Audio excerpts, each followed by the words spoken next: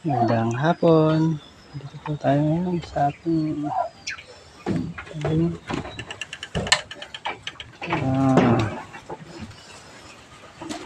ayan, papakain po tayo ng talbos ng kamote, kangkong. Yan po yung mga makukulit.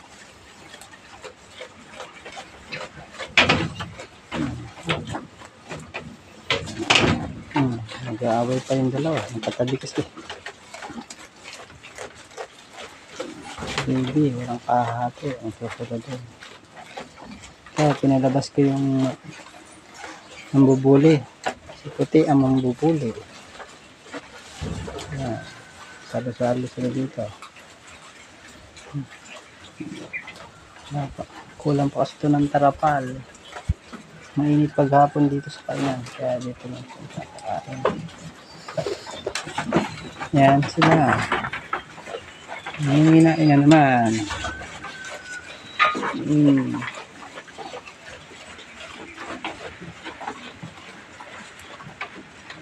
Yan, talbos ng kamote at kangkong.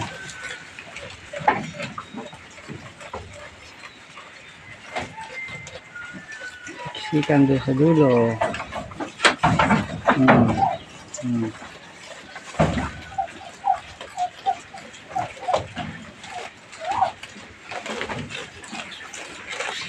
Nagagana ang kumain.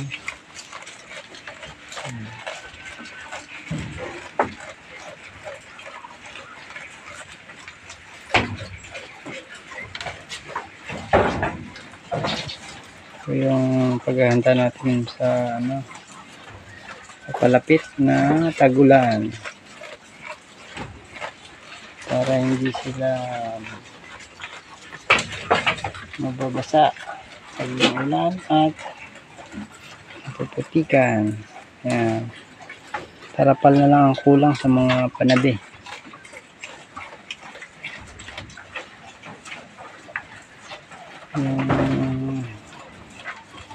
Parang kortina lang ang style ng paglalagay ng tarapal. Sa araw nakabukas, kahit sa gabi sarado.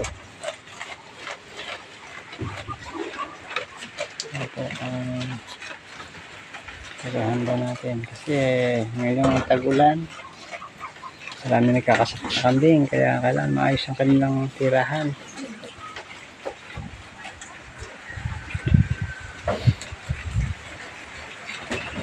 Lalo na itong kaya medyo maluwag-luwag ang kanilang gagalawan pag nanganak ang mga kambing na ito. Pwede dito sa labas yung mga bagong panganak. Lagyan ko pa ito ng division dito para pansamantalang division lang para may pagitan yung kanilang galawan. Depende rin sa mga bagong panganak.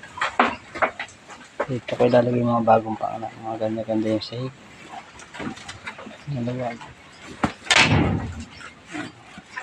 Mga kulit nito mga ito.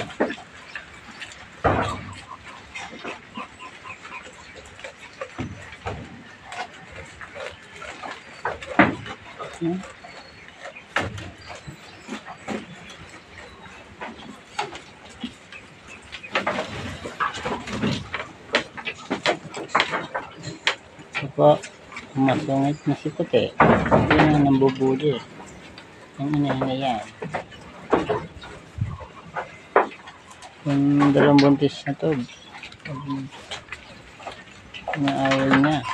Yung dalawang po. Kahit ito mag-iinang to, binubuli niya. Ngayon ko lang siya pinalabas kasi kumakain. Pagkatapos mga inain mamaya, ikukulong ko lang naman yan dito sa kanilang kwarto. Sa pang-apat na kwarto ng kanilang ito. Room number 4.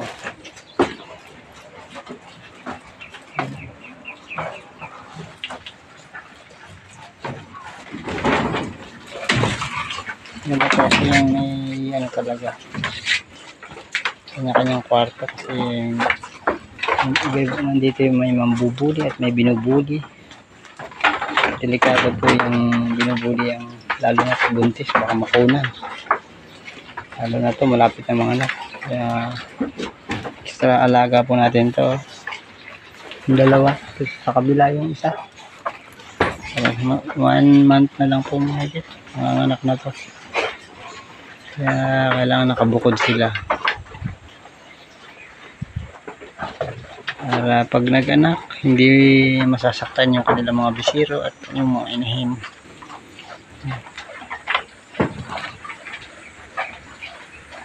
Lalo na dito, itong yan, bully po yan, puti. Ang bully dito sa goat house. Ito ang anak niya, malaki na. Pubat na tapang yan. Siguro, dala rin ang pagbubuntis niyan. Ang sungit sa kapwa niya mga inahin. Mga dumalaga.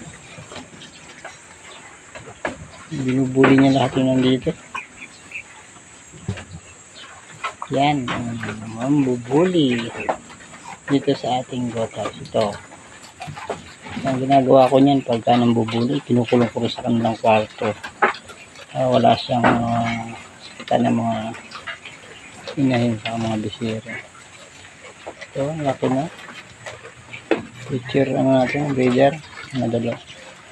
Future breeder natin next year, na to, mature na.